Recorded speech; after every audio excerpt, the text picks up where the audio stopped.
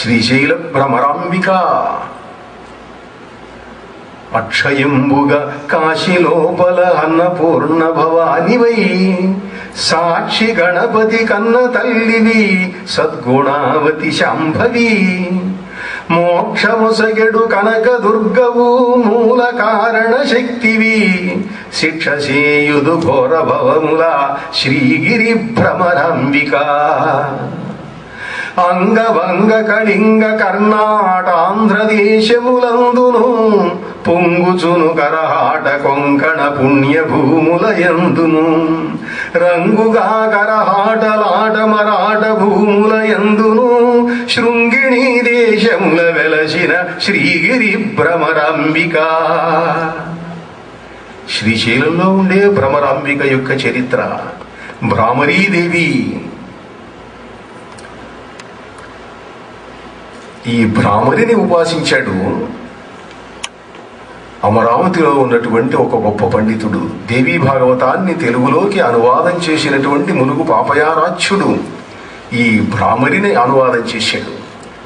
మహాప్రస్థానావసరం గుడాశే దరిజేర్పన్నీవెసు భ్రామరి.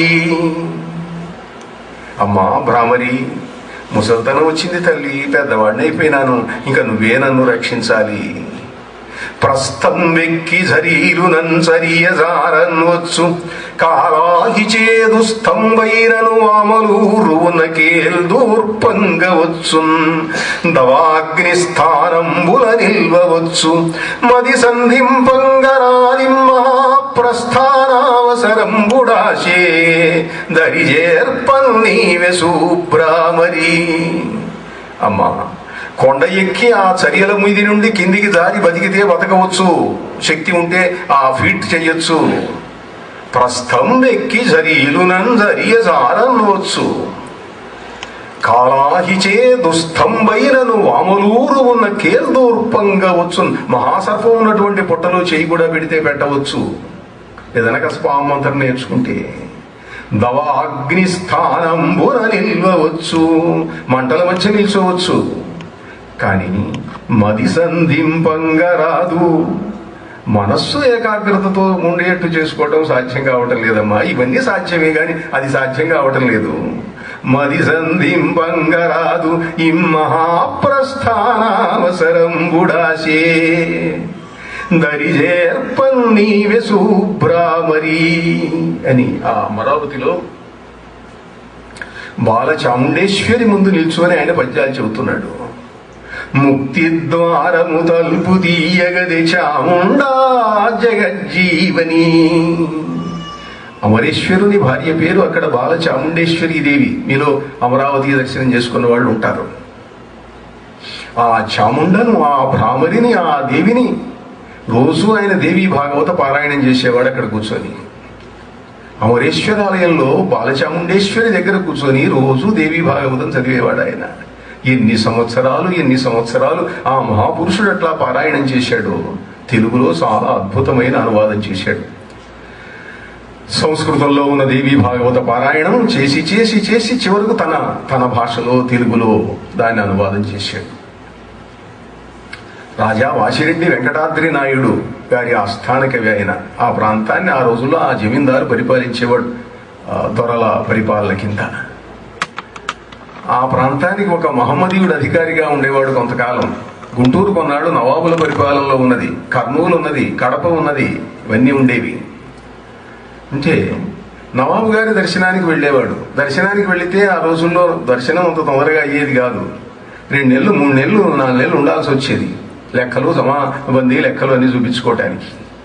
ఇక్కడేమో దూరం, ఇప్పట్లాగా ఆధునికమైనటువంటి సౌకర్యాలున్న కాలం కాదది. అందుకని ఒక ఏర్పాటు చేశాడు ములుగు పాపయారాధ్యుడు. అక్కడుండే దివాను, ఇక్కడుండే పరిస్థితులు, అవసరాలు ఒక కాగితంలో రాసి పెట్టేవాడు. రాసిపెట్టి పాపయారాధ్యుల వారికి ఇచ్చేవాడు. ఆయన తాను పారాయణం చేసి దేవీ భాగవతం పుస్తకంలో ఆ కాగితం పెట్టి అది అమ్మవారి ముందు పెట్టేవాడు. వాసిరెడ్డి వెంకటాద్రి నాయుడు పారాయణం చేసేవాడు దేవీ భాగవతాన్ని. నవాబు గారి దగ్గరికి వెళ్ళినప్పుడు ఆయన ఏదో బిల్డింగ్లో ఉండేవాడు, ఏదో అక్కడ అమ్మవారిని పెట్టుకొని తాత్కాలికంగా పూజ చేస్తూ పారాయణం చేస్తుండేవాడు. ఈయన ఇక్కడ పెట్టిన కాగితం అక్కడి దేవి భాగవతంలోకి వెళ్ళేది. రాజావారు చూసుకునేవాడు, కావలసిన ఆర్డర్స్ ఇష్యూ చేసేవాడు, అవి మళ్ళీ తన పుస్తకంలో పెట్టేవాడు. మర్నాడు అది పాపయారాధ్యుల వారు పారాయణం చేయడానికి పుస్తకం తెరిచేసరికి రాజావారు అక్కడ పెట్టిన కాగితం ఇక్కడికి వచ్చి ఉండేది. ఇలా దేవి యొక్క అనుగ్రహం వల్ల ఇటువంటి అద్భుతమైన విషయాలు సాధ్యమైతాయి. ఆ భ్రామరీ దేవత పరమేశ్వరి అంత కరుణామయి ఆశ్రయిస్తే, ఒకసారి ఒక చిన్న సంఘటన చెప్తాను. పూర్వాశ్రమంలోది ఒకసారి నేనున్న పట్టణానికి, గుంటూరు పట్టణానికి పూర్వాశ్రమంలో ఒకరోజు గవర్నర్ దంపతులు వచ్చారు. ఆంధ్రప్రదేశ్ గవర్నర్, ఆయన భార్య. ఆమెకు దేవి అంటే చాలా ఇష్టం. దేవి సాధకురాలు, మంత్ర సాధకురాలు, మంచి ధ్యానం చేస్తుంది, మంచి భక్తి కలిగింది ఆవిడ. ఫలానా వారు ఎవరో ఉన్నారు, ఆయనతో కాస్త మాట్లాడాలి, మంత్రశాస్త్రంలో నాకేవో సందేహాలు తీర్చుకోవాలి అని అక్కడ ఉండే కలెక్టర్ గారికి కబురు పెట్టింది. కలెక్టర్ గారు నాకు వార్త పంపించారు, మీరు వచ్చి కాస్త గవర్నర్ గారి భార్యతో మాట్లాడండి అని చెప్పి. సరే, నేను సన్యాసిని కాదు కనుక, గృహస్థులు కనుక, ఎప్పటి మర్యాదలు అప్పటివే కనుక, కలెక్టర్లతో పనులు ఉంటాయి కనుక, సంస్థలు వ్యవహారాలు ఉన్నప్పుడు అనేక ఇబ్బందులు అన్నీ ఉంటాయి కనుక వెళ్ళాను. ఏదో మాట్లాడింది ఆమె, సందేహాలు అడిగింది, ఏదో తోచింది చెప్పాను. చెప్తే అప్పుడు ఆమె అన్నది, మేము ఇంకొక పావు గంటలో అమరావతి వెళ్తున్నాం మాస్టరు, మీరు కూడా మాతో రండి, నాకు ఇంకా కొన్ని సందేహాలు ఉన్నాయి, కానీ గవర్నర్ గారికి టూర్ ప్రోగ్రామ్ ఉంది కదా, మరి వెళ్ళక తప్పదు, అమరావతి దర్శనానికి వెళుతున్నాము, మళ్ళీ లేట్ అయితే తర్వాత నెక్స్ట్ ప్రోగ్రామ్కి ఇబ్బంది అవుతుంది, మా కారులో మీరు కూడా రండి, మీతో మాట్లాడుతుంటే మరికొన్ని ప్రశ్నలు అడగాలనుంది నాకు అన్నది. సరేనమ్మా అన్నాను. వెళ్ళాను. అమరావతి చేరుకున్నాం. అమరేశ్వరుడి దర్శనం అయింది. బుద్ధుని యొక్క ధాతువును కూడా చూశాము. అక్కడ స్తూపంలో బుద్ధ ధాతువు అట్టి పెట్టబడింది. బుద్ధుడి యొక్క దంతములు ఈ దేశంలో స్తూపాలలో చాలా చోట్ల పెట్టబడ్డాయి. ఆ దంతాలన్నీ లెక్కేస్తే బుద్ధుడికి 400 దంతాలు 500 దంతాలు ఉండాలి. ప్రతి చోట దంతం ఉన్నది. ఏదో బుద్ధుడి దంతం అంటే మరి ఏ బుద్ధుడిదో తెలియదు, లేక బుద్ధుడి యొక్క భక్తుల్లో ఎవరెవరన్నా పెట్టారు, కానీ భక్తులు అంటే వాళ్ళకు పెద్ద లెక్క ఉండదు కదా, బుద్ధుడి దంతం అంటేనే విలువ. సరే, అది చూసాము. ఒక మంచి పెట్టెలో పెట్టి ఇప్పటికీ చాలా చాలా కేర్ఫుల్గా ఉంటారు. ఎందుకంటే ఆ దంతం మిస్ అయిందని అంటే ఏం లేదు, 20 మంది ఉద్యోగాలు పోతాయి, అంత ఇదిగా ఉంటుందన్నమాట. సరే, అమరేశ్వర దర్శనమైంది, చాముండేశ్వరి దర్శనమైంది. ఆ చాముండేశ్వరికి ఎదురుగా ఒక రెడ్ కార్పెట్ పరిచారు. వాళ్ళిద్దరూ కూర్చున్నారు. మాస్టర్ మీరు కూడా రండి కూర్చోండి అన్నదానే. నేను వెళ్ళి కూర్చున్నాను. ఎదురుగా చుట్టూ కలెక్టరు, ఎస్పీ అందరూ చేతులు కట్టుకొని నిల్చుకొని ఉన్నారు. మరి గవర్నర్ కదా. వెళ్ళేటప్పటికీ ఆమె నెమ్మదిగా నాతో అన్నది, నాకు మీరు ఒక ఆశీర్వచనం ఇవ్వాలి అన్నది. ఏమిటమ్మా ఆశీర్వచనం అన్నాను. నేను అమ్మవారిని చూడాలని ఉన్నది, నాకు ఆశీస్సులు ఇవ్వండి అన్నది ఆవిడ. ఇది పెద్ద చిక్కును పెట్టింది నన్ను. ఇప్పుడు ఆశీర్వచనం ఇవ్వటం అంటే ఏదో శుభమగు గాక అని 4 పద్యాలు చెప్పటం కాదు. ఇప్పుడు మామూలుగా ఏదైనా శుభ సందర్భం వచ్చినప్పుడు కవి పండితులు ఏదో పిలిచినటువంటి వాళ్ళ సంతృప్తి కోసం అని చెప్పి పంచరత్నాలు, నవరత్నాలు, ఆశీస్సులు ఇట్లాంటివన్నీ ఇస్తుంటారు. అది పెద్ద కష్టం కాదు, పద్యాలు చెప్పడం చేత అయితే ఏదో చెప్పొచ్చు. ఒకసారి ఇట్లనే ఓ పెళ్లి జరిగింది. విశ్వనాథ సత్యనారాయణ గారు, జాషువా, తుమ్మల సీతారామమూర్తి, అతిరథ మహారథులు కాశీ కృష్ణాచార్యులు గారు అందరూ వచ్చారు. వస్తే ఏదో ఏదో వివాహం, ఆశీస్సులు ఎవరో తలా పద్యమో శ్లోకం ఏదో చెబుతున్నారు, జరుగుతున్నది. విశ్వనాథ సత్యనారాయణ గారు లేచి, ఆశీర్వదించడం ఏమిటి అసలు, వీళ్ళలో ఎవరికి ఆశీర్వదించే హక్కు ఉన్నది? ఆశీర్వదించే హక్కు అంటే ఓ సిద్ధుడికి ఉండాలి, యోగికి ఉండాలి, పరమేశ్వరికి ఉండాలి. మేమెవరం అట్లాంటి వాళ్ళం కాదుగా, ఎందుకు ఆశీర్వదించడం అన్నాడు. సరే, ఆయన మాట్లాడే తీరది కాదు స్వామి, మీరు చెప్పండి, మీ ఆశీస్సుల కోసం వచ్చాం మేము అని ఏదో అంటుంటే ఆయన చెప్పడానికి ఇష్టపడే వచ్చాడు. చెప్పాడు 4 పద్యాలు ఎట్లాగో, అది అలా వస్తుంది. ఈ మాట అనేటప్పటికి కొంతమంది కష్టం వేసింది. ఆశీర్వదించడానికి అధికారం ఏమిటండి, హక్కు ఏమిటండి? మంచి జరగాలని కోరుకుంటున్నాము, జరిగితే జరుగుతుంది, జరగకపోతే జరగకపోదు. ఆశీర్వదించే హక్కే లేదేమిటి? ఎవరికి హక్కు? అందరికీ ఉందండి.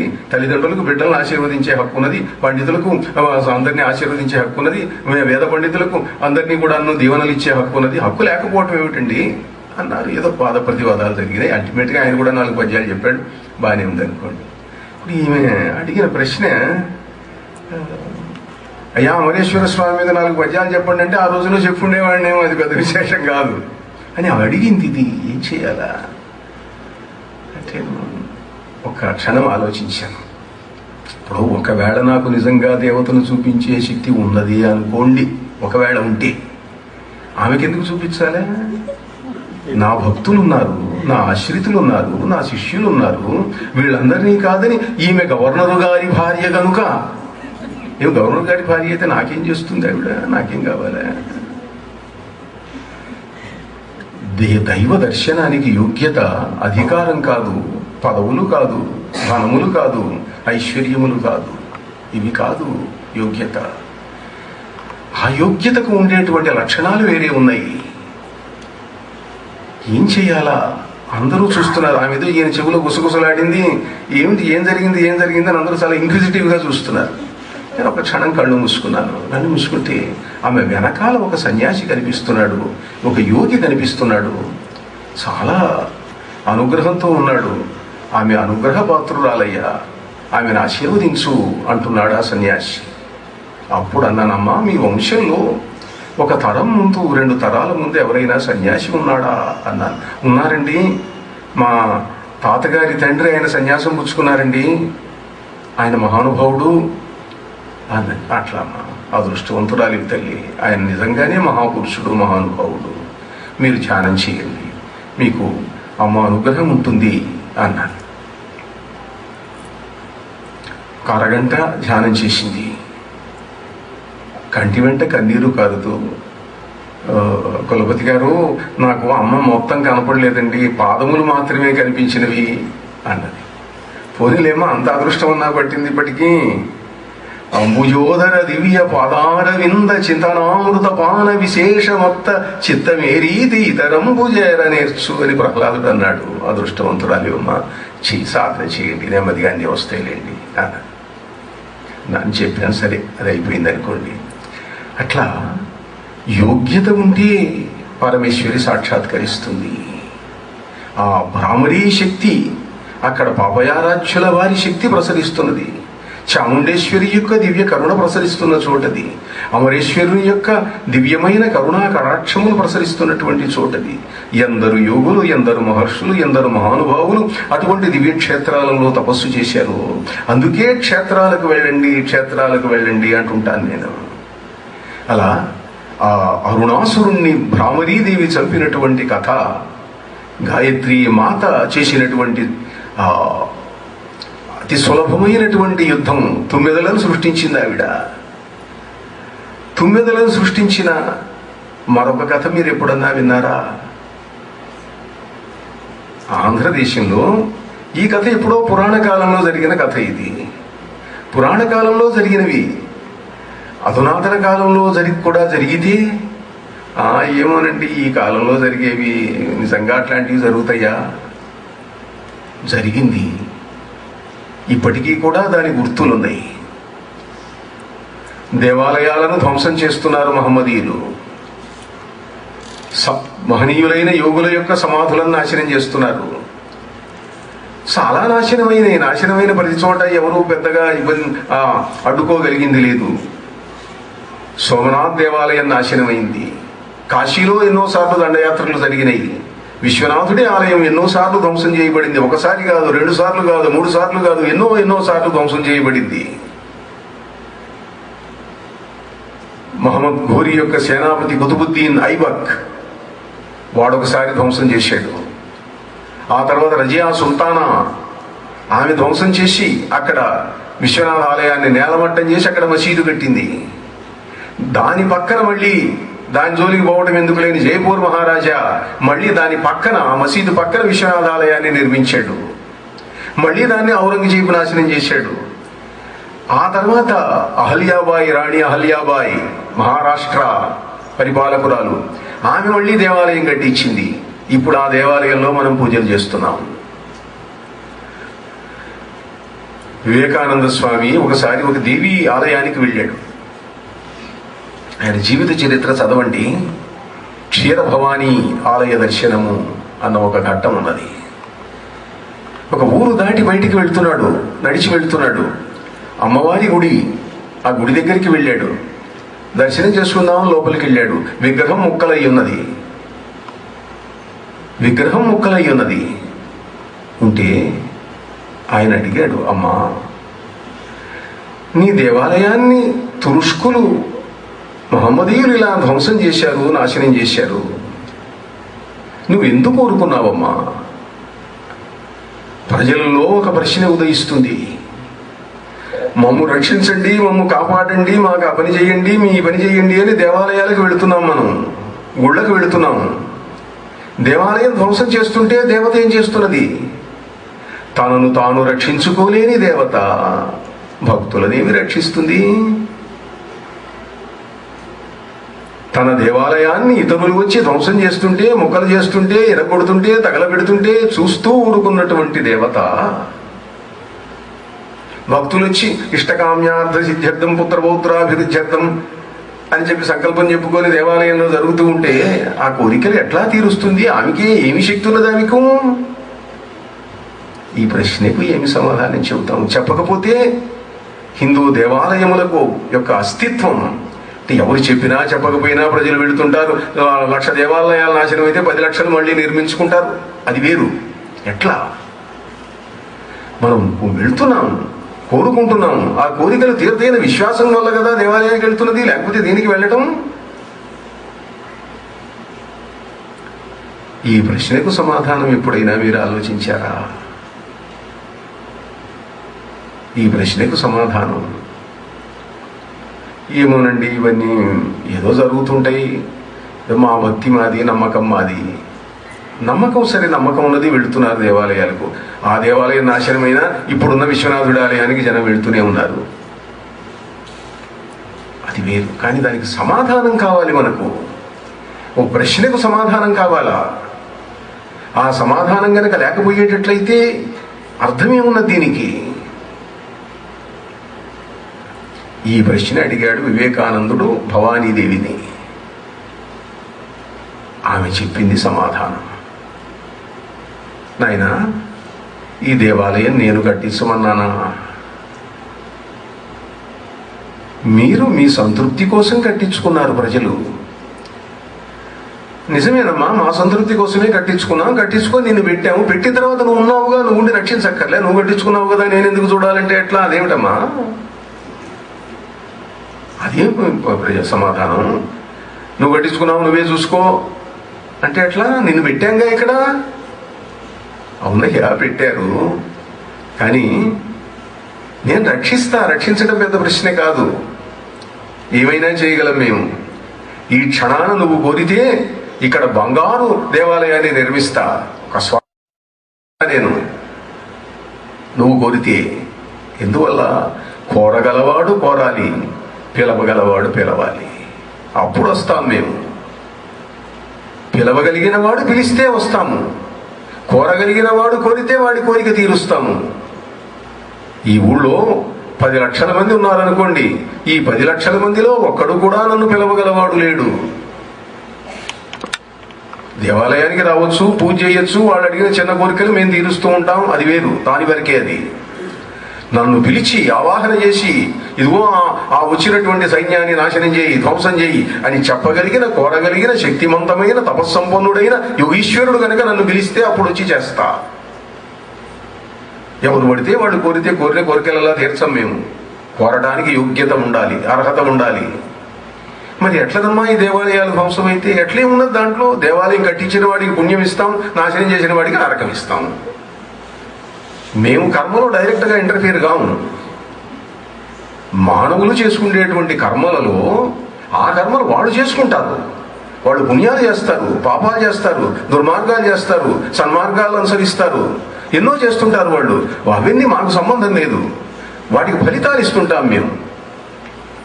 ఇప్పుడు దేవాలయం ధ్వంసం చేశాడు, వాడిని తీసుకెళ్లి నరకంలో వారేస్తాము, 10,000 సంవత్సరాలు వాడిని కత్తులతో పొడిపిస్తాము, శూలములతో గుప్పిస్తాము, గద్దల చేత తినిపిస్తాము. అదంతా మాకు కనపడదు కదమ్మా. మీరు చేసేవి మాకు కనపడవుగా, కనపడ్డా కనపడకపోయినా ఇంతే. We don't directly interfere. అందుకే ఇందాక ఒక వాక్యం చెప్పానే, the divine law is different from human law. మనం ఏదో అనుకుంటుంటాం, ఇవాళ చూడండి ఆ దుర్మార్గుడు వాడు స్ట్రీట్ రౌడీ, ఇవాళ పెరిగాడు, మంత్రి అయిపోయినాడు, బలవంతాన ఓట్లే ఇచ్చుకున్నాడు.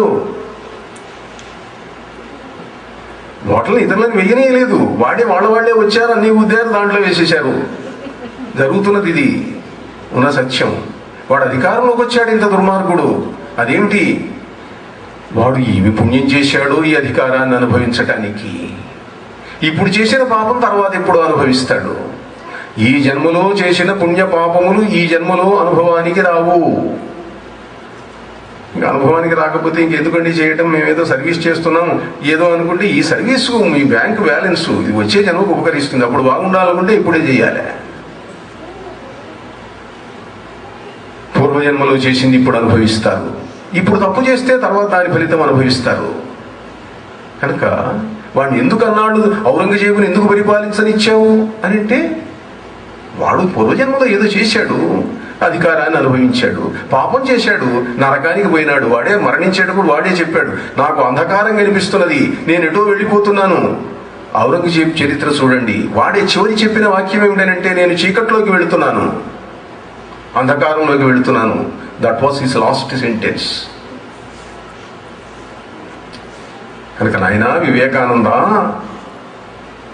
నీవు కోరితే ఇప్పుడు అడుగు, చెప్తా. ఎందువల్ల? నువ్వు రామకృష్ణుడి శిష్యుడివి, ధ్యానివి, యోగివి, కారణజన్ముడివి, నువ్వు మాలోకం నుంచి వచ్చిన వాడివి. నువ్వు ఇది కోరితే అది చేస్తానయ్యా.